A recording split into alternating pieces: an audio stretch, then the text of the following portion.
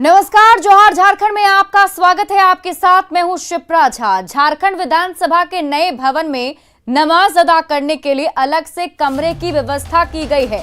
विधानसभा सचिवालय की ओर से जारी आदेश में परिसर के अंदर ही कमरा संख्या TW348 को खास तौर पर इस कार्य के लिए आवंटित किया गया है। स्पीकर रविंद्रनाथ महतो के आदेश से इस तरह की व्यवस्था लागू की गई है। विधानसभा से मिली जानकारी के मुताबिक पुराने विधानसभा भवन में इसकी व्यवस्था थी और उसी को अब आगे भी बढ़ाया गया है।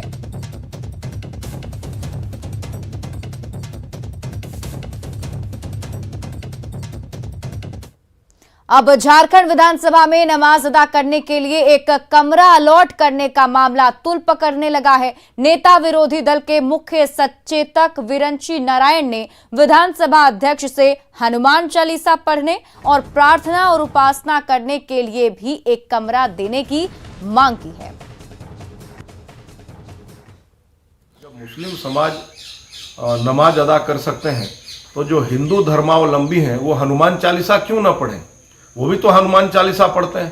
तो मैं माननीय विधानसभा अध्यक्ष जी से बहुत ही विनम्रता पूर्वक आग्रह करता हूं कि जिस प्रकार आपने कमरे का अलॉटमेंट नमाज पढ़ने के लिए दिया है, उसी प्रकार से कम 5 कमरे का, क्योंकि संख्या बल में हम बहुत ज़्यादा हैं, कम से कम 5 कमरे का अलॉटमेंट या एक बड़े हॉल का अलॉटमेंट हमें हनुमान चालीसा पढ़ने के लिए दें। अथवा जो जैन धर्म के लोग हैं उनको भी उपासना के लिए कमरा दें। जो बौद्ध धर्म के लोग हैं उनके लिए भी उपासना के लिए कमरा दें। और तो और आखिर आप ये जो सरना मतावलंबी हैं उन बंधुओं को, जो आदिवासी भाई हैं, उनको आप क्यों भूल गए? अब झारखंड कांग्रेस ने नमाज अदा करने को लेकर आवंटित कमरा के मामले में बीजेपी की राजनीति पर सवाल उठाया है। प्रदेश प्रवक्ता राकेश सिन्हा ने कहा कि बीजेपी के पास जानकारी का अभाव है। ऐसा बिहार के जमाने से ही चलता आ रहा है। ये बात और है कि इससे संबंधित अधिसूचना पहली बार सार्वजनिक की गई है। आज भी बिहार में ये परिपाटी चल रही है। बीजेपी ने इसे राजनीतिक तुल देते हुए छोटी मानसिकता का परिचय दिया है। भारतीय जनता पार्टी के नेताओं को बयान देने के पहले कम से कम कुछ जानकारी ले लेनी चाहिए। यह व्यवस्था पुरानी व्यवस्था है। यह व्यवस्था पूर्ववर्ती सरकार के शासनकाल में भी रहा है और अभी आप अगर देखें तो बिहार में भी यह व्यवस्था कायम है, जहां जदयू और भारतीय जनता पार्टी की मिली भगत से सरकार चल रही है। तो ये एक व्यवस्था, पुरानी व्यवस्था चली आ रही है। हाँ, ये जरूर है कि इसका नोटिफिकेशन पूर्व की सरकारों में सार्वजनिक नहीं हो पाया था। झारखंड विधानसभा में नमाज अदा करने के लिए विशेष व्यवस्था की गई। इस पर बीजेपी को कोई आपत्ति नहीं है, लेकिन सरकार को बहुसंख्यक समुदाय की भावनाओं का भी ध्यान रखना चाहिए। और ये कहना है बीजेपी प्रवक्ता प्रतुल सहदेव का। नमाज अदा करने के लिए विशेष व्यवस्था की गई है, हमें इस पर कोई आपत्ति नहीं है, लेकिन सरकार को बहुसंख्यक समाज के हितों का भी ख्याल रखना चाहिए, उनकी भावनाओं का भी ख्याल रखना चाहिए और विशेष व्यवस्था करनी चाहिए। भाई, सोमवार को हमारे आराध्य देव शिव, मंगल को भगवान श्री हनुमान और बृहस्पतिवार को श्री विष्णु जी की पूजा अर्चना करने के लिए, शुक्रवार को माँ की पूजा अर्चना करने के लिए, शनिवार को शनिदेव और रविवार को सूर्य भगवान की आराधना पूजा अर्चना करने के लिए विशेष व्यवस्था करनी चाहिए। और हमारा तो मानना है कि कार्य दिवस के दिन वो प्रश्नकाल के पहले ऐसी व्यवस्था कर दें कि जो सेंट्रल हॉल है जहां सारे विधायक बैठते हैं, वही इस पूजा अर्चना करने का मौका विधायकों को दिया जाए। झारखंड विधानसभा में नमाज पढ़ने के लिए एक अलग कमरे के आवंटन को लेकर विवाद जारी है। राजनीतिक आरोप प्रत्यारोप पर जेएमएम ने कहा कि ये कोई नई व्यवस्था नहीं है। पार्टी प्रवक्ता ने कहा है कि अगर किसी को मंगलवार को हनुमान चालीसा का पाठ करना हो तो उसके लिए भी एक कमरे की व्यवस्था कर दी जाएगी।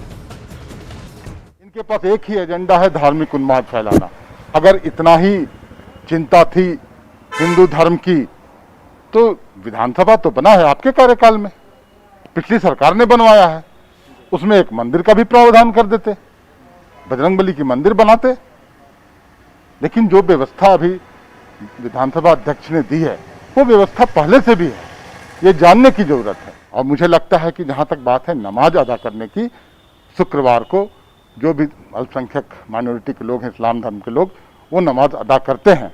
अगर वैसी व्यवस्था आपको चाहिए तो मुझे लगता है निश्चित तौर पर मंगलवार को हनुमान चालीसा का पाठ करिए, आपको एक अलग कमरा आवंटित कर दिया जाएगा। रांची में अभिषेक सिंह नामक युवक की गोली लगने से मौत हो गई है। वारदात कांके थाना क्षेत्र स्थित बोडिया सरकारी स्कूल के सामने की है। हत्या का आरोप अभिषेक के जीजा पर ही लगा है।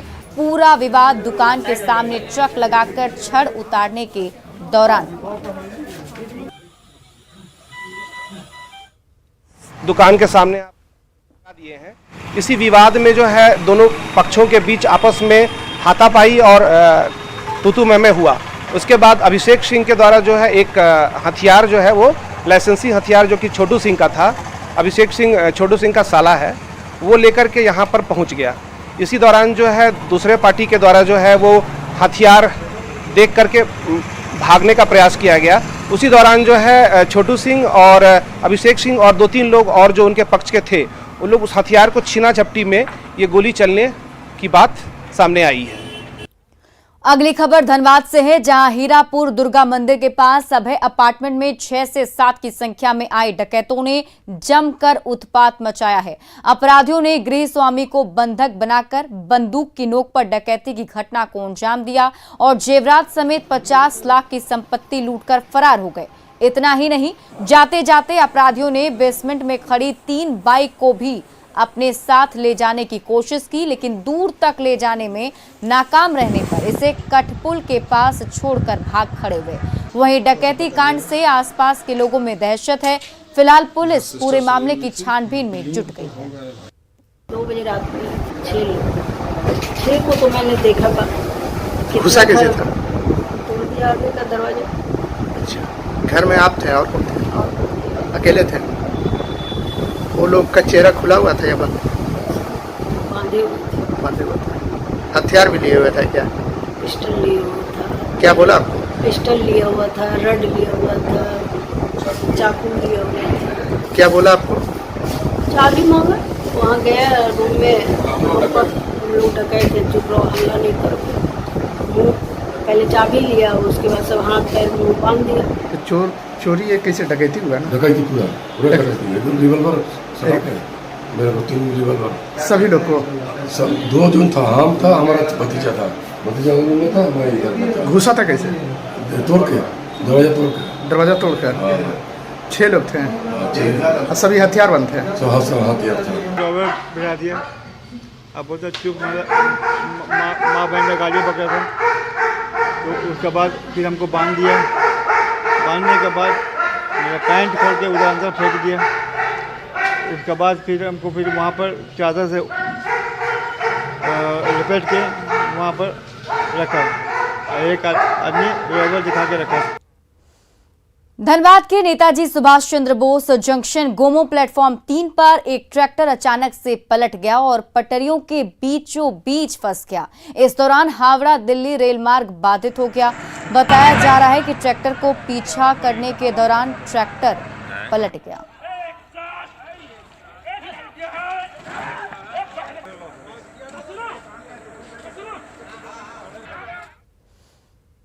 गोड्डा में पथ निर्माण विभाग की बड़ी लापरवाही सामने आई है। यहां एक स्टाफ ओमकार यादव रिटायरमेंट के बाद भी काम करते रहे। ओमकार यादव 30 अप्रैल 2021 को रिटायर होने थे, जबकि वो अगस्त 2021 तक ड्यूटी करते रहे। विभाग के एग्जीक्यूटिव मुन्ना लाल ने बताया कि ये भूल हुई है, जिससे ये 4 महीने अतिरिक्त ड्यूटी करते रह गए। लेकिन सवाल उठता है कि आखिर कैसे कोई स्टाफ 120 दिनों तक अतिरिक्त ड्यूटी कर लेता है और विभाग को इसकी खबर तक नहीं लगती है।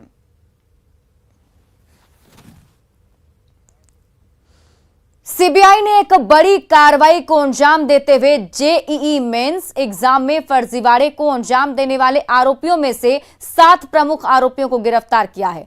गिरफ्तार किए गए आरोपियों में एक निजी शिक्षण संस्थान के अधिकारियों सहित कुछ प्राइवेट लोग भी शामिल हैं। सीबीआई की अलग अलग टीम ने दिल्ली एनसीआर, महाराष्ट्र के पुणे, झारखंड के जमशेदपुर सहित कुल 20 लोकेशन पर छापेमारी की थी। इस पूरे फर्जीवाड़े में हरियाणा के सोनीपत में गड़बड़ी का क्लू मिला है। वहीं जमशेदपुर का रंजीत मेन सॉल्वर पाया गया, जो 10 से 12 लाख लेकर दूसरे का पेपर सॉल्व करता था। बताया जाता है कि पेपर सॉल्व करके रंजीत ने हाल के वर्षों में करोड़ों की संपत्ति बनाई है। सीबीआई जमशेदपुर से उसके सहयोगी सोनू ठाकुर को गिरफ्तार कर अपने साथ ले गई है।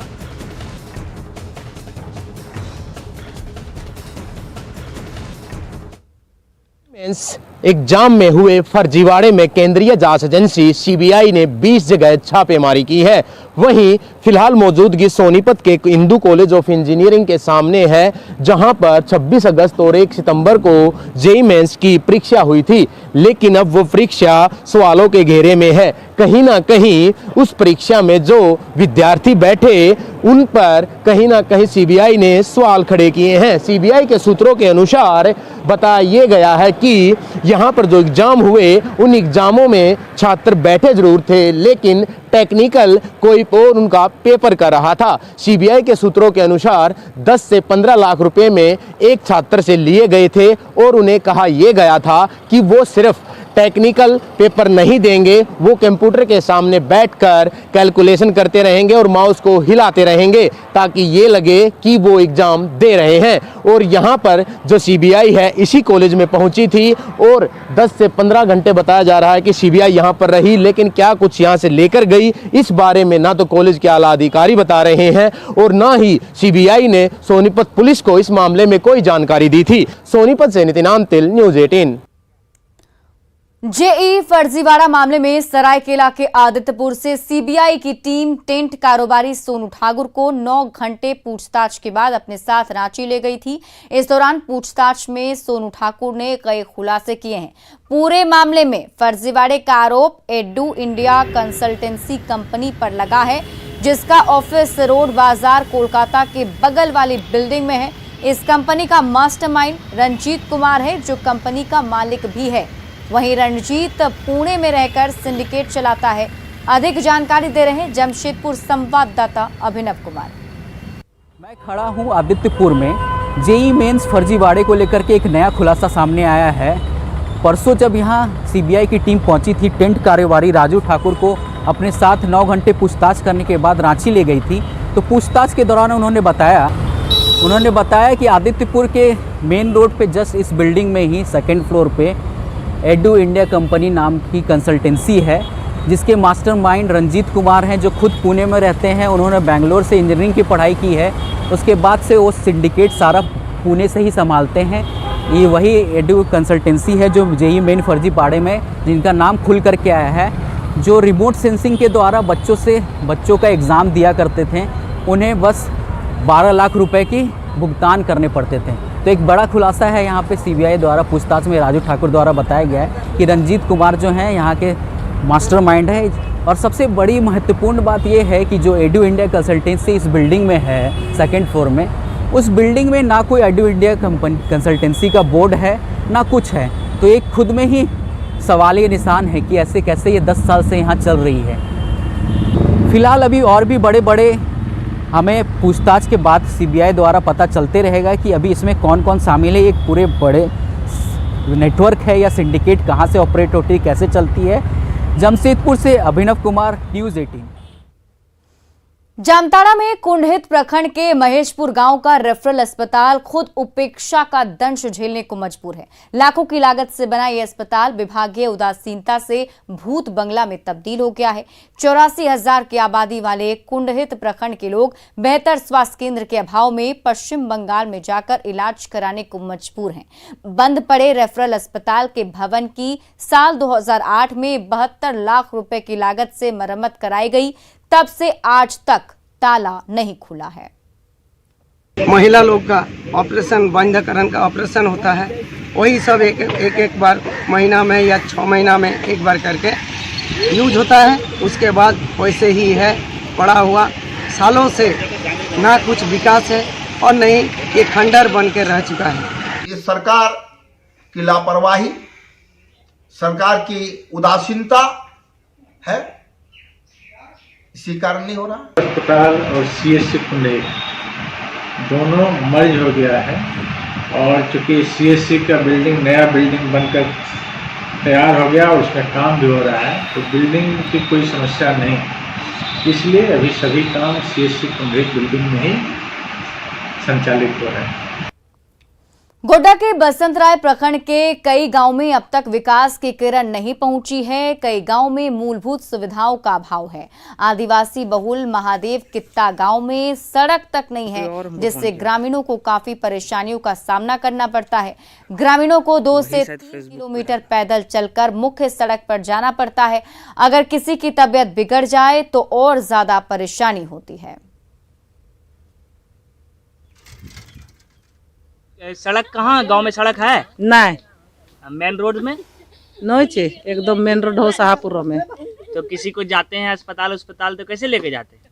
टांगी के ले जाए छे, खटिया में हमरा सनी जखनी ले जाए छे, इमरजेंसी लागे छे, लाया बच्चा सनी हो जाए छे तो एकदम बड़ी ऑपरेशन करके कादा भूसा हमरा सनी एकदम कादो में भी ले जाए छे। माही सड़क का क्या गांव में स्थिति है? खराब हो, सड़क बना ही नहीं है। नहीं तो कभी किसी की शिकायत नहीं करते हैं? शिकायत करे छे, कहाँ बनाए दे छे, नहीं बनाए छे। गिरिडीह सदर प्रखंड के सिंधवरिया पंचायत में मनरेगा योजना से भारी गड़बड़ी सामने आई है। इसमें पंचायत के मुखिया अर्जुन प्रसाद कुशवाहा, पंचायत सचिव नकुल बेसरा और वेंडर पर 5,36,000 रुपए की निकासी का आरोप है, जबकि धरातल पर अभी तक काम भी शुरू नहीं हुआ। वहीं पहले से बने कुएं को ही दिखाकर नई राशि की निकासी कर ली गई। ग्रामीणों की लिखित शिकायत के बाद बीडीओ ने मौके पर पहुंचकर जांच की, जिसमें नियमों के उल्लंघन का खुलासा हुआ। बीडीओ ने जांच के बाद दोषियों पर कार्रवाई का भरोसा दिया है। पहले से 25 फीट कुआं खोदाई हुआ था और नया कुआं स्वीकृति मुखिया जी किए बसंती देवी पति गोपाल वर्मा का, लेकिन नया कुआं नहीं बनाने छोड़ के पुराना कुआं में जो 25 फीट खोदाई हुआ था उसी में कुआं जो से बनाया जा रहा है। पुराने कुएं को ही नए कुआं में करके पैसा निकाल लिया गया। इस गबन के जांच के लिए आज हम आए हैं। सब जगह वस्तु देख लिए हैं। जेई, पंचायत सेवा और रोजगार सेवा मुखिया जी और जनप्रतिनिधि को लेकर यहाँ पर आए हुए हैं, जांच कर लिए हैं। जांच का रिपोर्ट 1-2 दिन में हम दे देंगे। और कुछ गाँव के आदमी और इससे पूछताछ से पता चला है कि 7 फीट 6 फीट पहले से कुआं खुदाया हुआ था, उसी को बड़ा करके कुआं किया गया। इसका गहन जाँच कर लिए हैं। इसका रिपोर्ट 1-2 दिन के भीतर दे देंगे। 19 महामारी से लड़ाई में आशा कार्यकर्ताएं भारत की फ्रंट लाइन स्वास्थ्य कर्मी हैं। अगर इन्होंने अपनी जान की परवाह किए बिना मोर्चा ना संभाला होता तो शायद भारत का स्वास्थ्य तंत्र बुरी तरह से प्रभावित होता।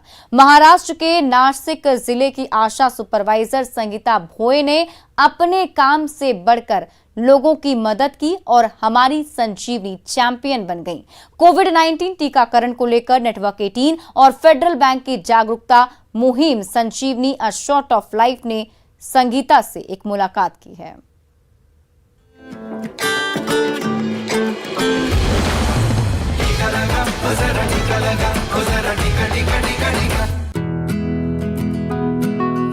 आशा कार्यकर्ता अपने काम पर निकल चुके हैं। गुजरात की सीमा पर दूर दराज के इलाके में बसे इस ठाणा पाड़ा गांव में स्वास्थ्यकर्मी जंगलों और नदियों को लांघते हुए कई किलोमीटर पैदल चलकर मरीजों तक पहुंचते हैं, खासतौर पर कोरोना संक्रमितों के लिए। दादा, वो दादा, झोपले की काय? आम्ही तुम्हाला भेटायला आलोय। संगीता भोए आशा सुपरवाइजर हैं, जिनकी टीम में 12 आशा कार्यकर्ता हैं और जमीनी स्तर पर संगीता का काम बेहद ही सराहनीय रहा है। इनकी टीम कोरोना संक्रमित मरीजों को सिर्फ स्वास्थ्य सुविधाएं ही नहीं देती, बल्कि खाना, राशन, अंडे और सब्जियां भी मुहैया करवाती हैं। आणि आमच्या जवळ कोणी माणसं आम्हाला मदतीला येत नसते, तेव्हा आमच्या आशाताई आमच्या मदतीला आल्या आणि आम्हाला खाद्यपदार्थ कसे खायचे हे ते सगळं माहिती देत होते आणि आमच्या सोबत इतरांना बऱ्याच लोकांना त्यांनी अशीच मदत केली। अपने काम से आगे बढ़कर लोगों की मदद करना ही संगीता को संजीवनी चैंपियन बनाता है। जब कोविड हुआ था उनके पास कोई जाता नहीं था, उनको घर में खाने के लिए रेशन कभी रहता तो मैं अपने पैसे से उनको रेशन खरीद के देती थी। उनको सब्जियां वगैरह ऐसे जो चीज़ें वो सब मैं उनके घर पर पहुंचा किया करती थी। उनका दर्द मुझसे नहीं देखा जा रहा था, इसलिए मैंने अपने पैसे से खरीद कर उनको सब पुराया। संगीता का कहना है कि जब जनवरी 2020 में महामारी की शुरुआत हुई तो चुनौतियां काफी बड़ी थी। बीमारी को लेकर जानकारी बहुत कम थी और खराब मोबाइल नेटवर्क की वजह से मुश्किलें बढ़ गई थी। कोई किसी से बातचीत नहीं कर रहा था, कोई अगर किसी को देखो तो रास्ता बदल के जाने का, ऐसा सब माहौल था। उस टाइम हमारे आशा वर्कर्स और हमने हर एक के घर घर में जाकर उनका ऑक्सीजन लेवल चेक किया और उनका टेम्परेचर लिया। इन्होंने लोगों की सेवा के अपने काम को जारी रखा और इसीलिए ये हैं हमारी संजीवनी चैंपियन।